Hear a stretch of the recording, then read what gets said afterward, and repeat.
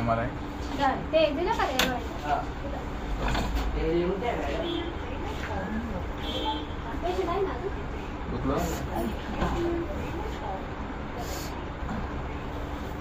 कोण आले सोबत अजून?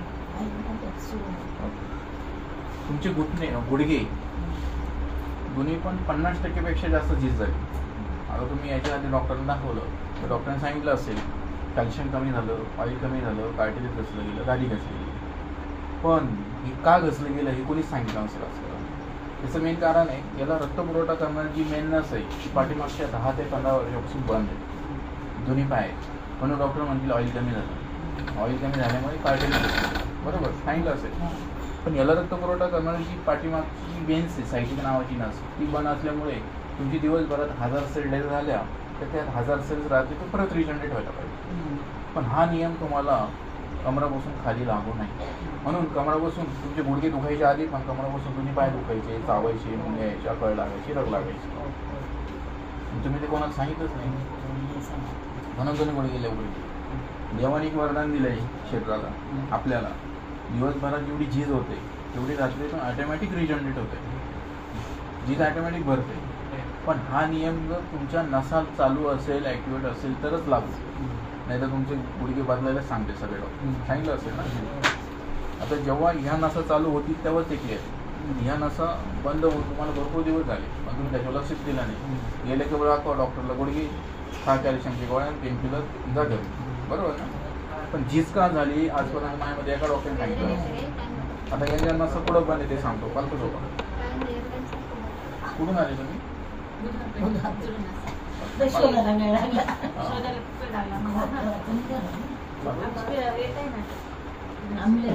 आमल्या ते बोलले आता या ठिकाणी तुमच्या 2 ठिकाणी गॅप आहे, L4 पाय L5. या ठिकाणी गॅप करून तुम्हाला झाले 10 ते 15 वर्ष. ते सांगतो वेगळं, ते वेगळं पहिले हे तर होत्या. आता ह्या ठिकाणी 2 ठिकाणी गॅप पडला माझ्याकडे बघा. ह्या ठिकाणी गॅप पडून भरपूर दिवस झाले तर जसं जसं खाते बाहेर आले लक्षात. आता या ठिकाणी गॅप पडेल मी तुम्हाला खाली चेक करून सांगितलं मी इथं नंतर बघितलं. आता तुम्ही तर याचा एक्सरा MRI पण करेल असेल कमराचा, त्याच्यात 4थ्या, 5व्या आणि 6व्या महिन्यात गॅप आहे. गादी सरकली, सायटिक नावाची नस दबली गेली म्हणून कमरापासून दोन्ही पाय दुखतात. आता जेव्हा त्या माणसाचा गॅप बरा होईल, गादी जागेवर जाईल, नस चालू होईल तेव्हाच हे क्लिअर होईल, तेव्हा याच्यात फरक पडेल. नाही तर तुमचे गुडघे नाही रिप्लेसमेंटच सांगतील. आता याला 1-2 दिवसात होणं शक्य नाही, त्याला 8-10 दिवसाची प्रोसेस आहे. आता याला पत्त्याने नियम आले. इथून पुढे मांडी घालणं गुडघ्यावर बसणं आयुष्यभर बंद. जर गुडघ्यावर बसले मांडी घातली तर झीज परत होणार. झीज जी होते ती टाळायची तुम्हाला. दुसरं वाकून काम करणं, वाकून वजन उचलणं बंद. लिमिटपेक्षा जास्त वाकून काम केलं, वजन उचललं तर तुम्हाला परत त्रास. समजलं. टॉयलेट कबोड आहे का साधं आहे घरी? कबोड आहे ना. काय म्हटलं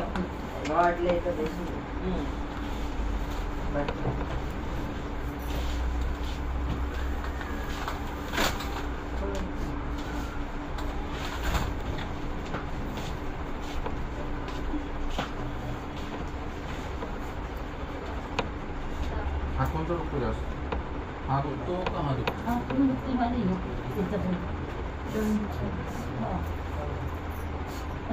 आता दुसरा गॅप मानेमध्ये तुमच्या C4.6 मध्ये या ठिकाणी ही नस दबली गेली.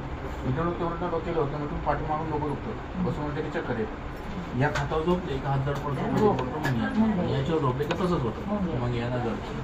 म्हणून इथं रक्तपुरवठा खांद्याला, शोल्डरला, 5 बोटांना जातो. म्हणून सगळे सांधे दुखतात. कारण जेवढी झीज झाली ना म्हणजे भरूनच निघत नाही. एखादा डॉक्टर सांगितलं, डॉक्टर मला सांध्यावर जा, दाखवलं होतं की सांधे का दुखतं. आता इथून पुढे उशा तोडून घेणं, मान मोडणं, दोन्ही खांद्यावर झोपणं बंद. उशी पातळ घ्यायची नाही, घेतली तरी त्रास होईल ना. मग असं सांगा ना. हां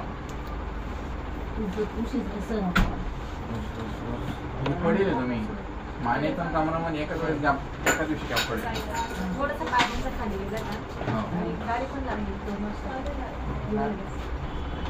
उशीर झोपा दादा, माझ्याकडे एका उशीर झोपा.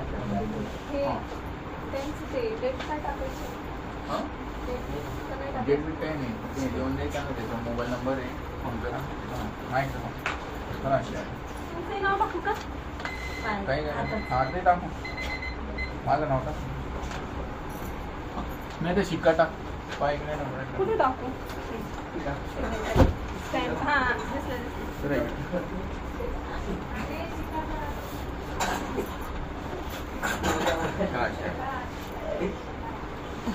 जे मी सांगितलं आजपर्यंत की डॉक्टरने सांगितलं कोणीच सांगितलं नाही.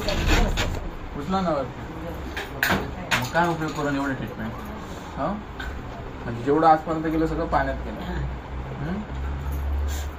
सोडा पाणी घालवू नका.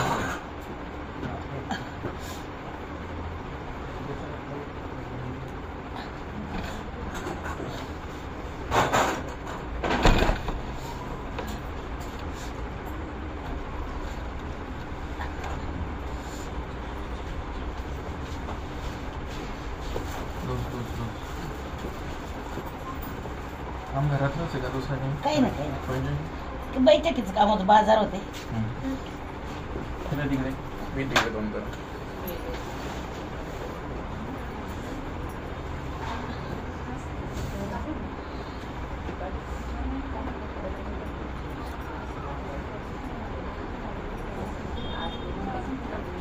माझ्याकडे तुम्हाला डबल ट्रीटमेंट असेल ना, बाकीच्यांना 10 मिनिटं लागतात, तुम्हाला 20 मिनिटं लागतात. बाकीच्यांना 200 करतो, तुम्हाला 400 करतो.